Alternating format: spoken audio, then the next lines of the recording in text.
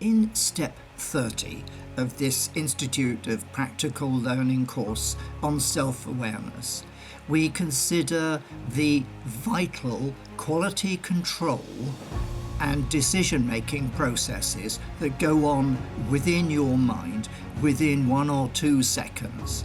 That process is called self-talk, and it is a dialogue between your conscious mind and your subconscious mind.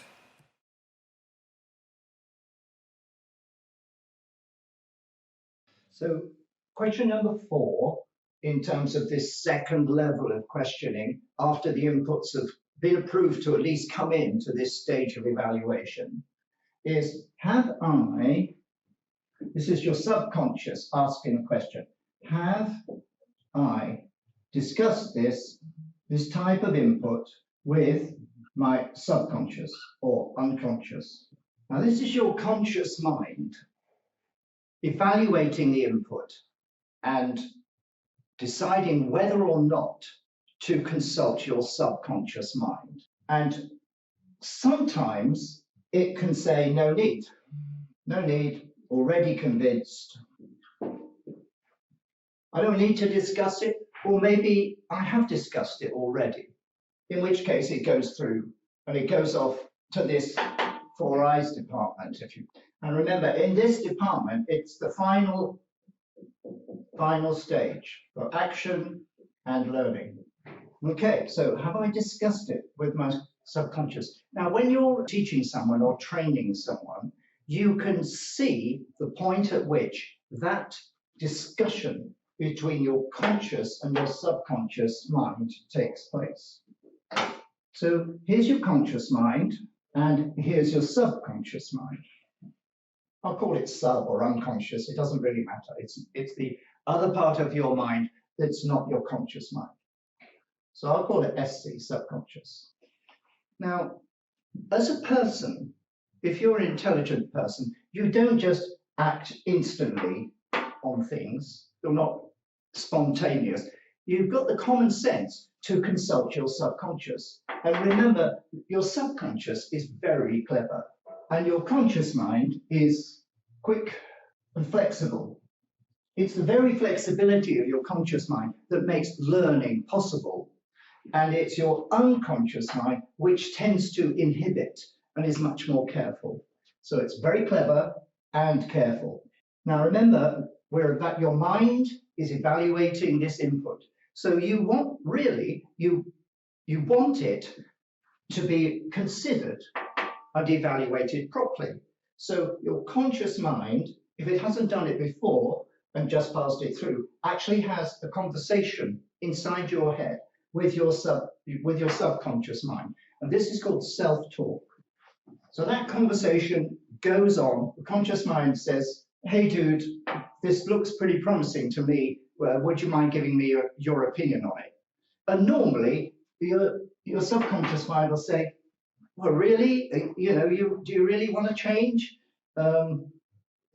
You can say so if you insist, but hey, I kind of like things the way they are. We've spent all this effort learning. I've been learning until I was like you were 7 years old. So we pretty well know everything we need to know. I'm not sure I need to update anymore. We're doing pretty well with this, what we learned by the time we were 7. It's good stuff, it's cool.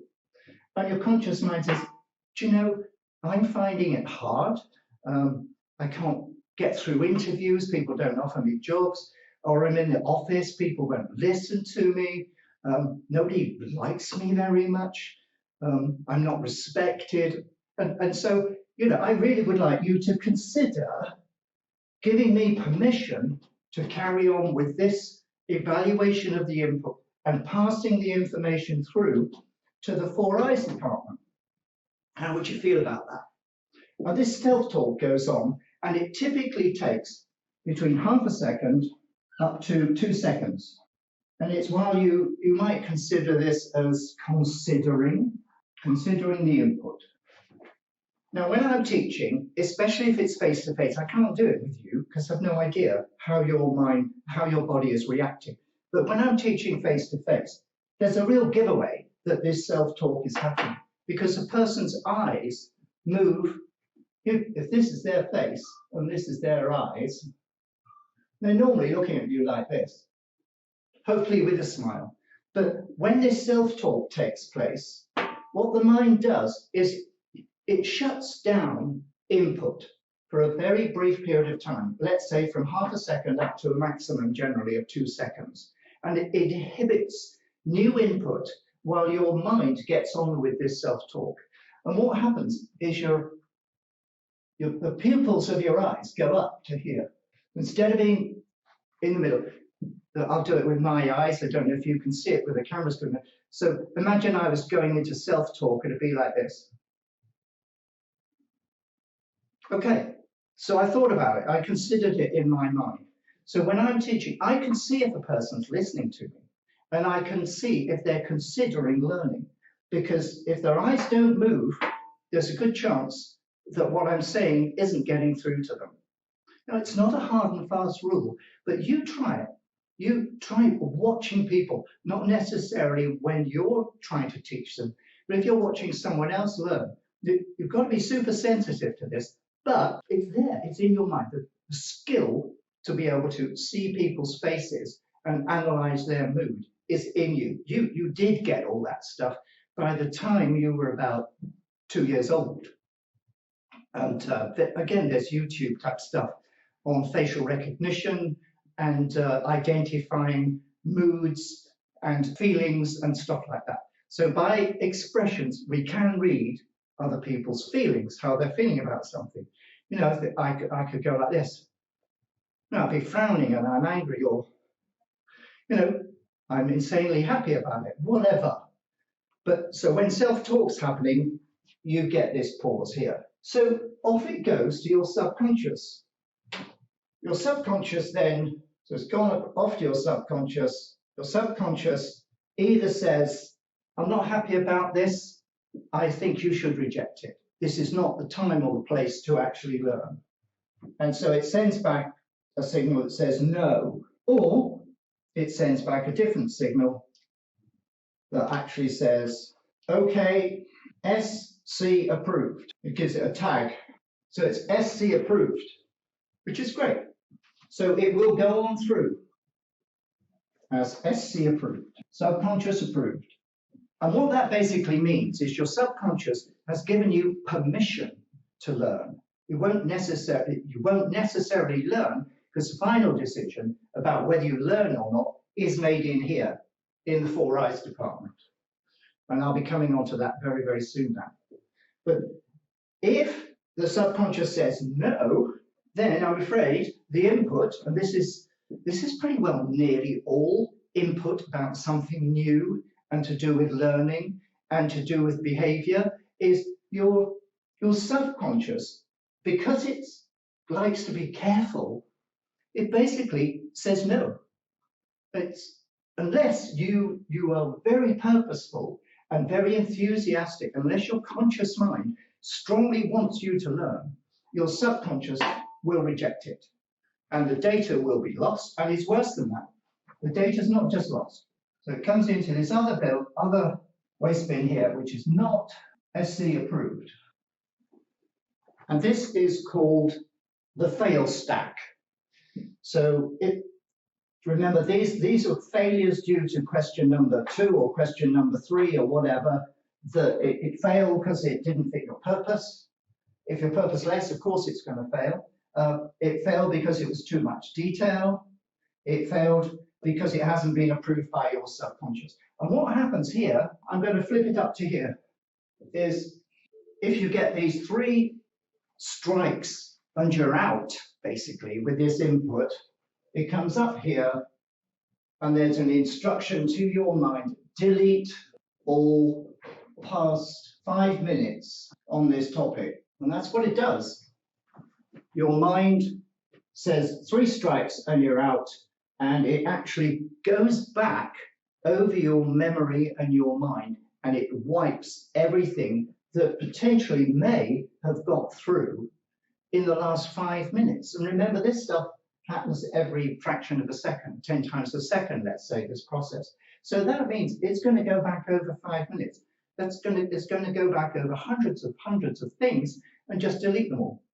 And that's what happens in your mind. So the next thing I'm going to come on to is, okay, so we've managed to get through all this. We don't have a fail stack, which is great. We have a clean fail stack. It's not going to get deleted. We are now going to go through into the 4 eyes department. So we've gone through all of this stuff, and we now at least have a chance of learning and remembering. And that's it. That's what we're going for, isn't it? I'm helping you raise your self-awareness so you will have the best chance of this stuff being learnt, being remembered, and especially being acted on. And that is what the 4 eyes department is all about. So that'll be the next video. Well, congratulations.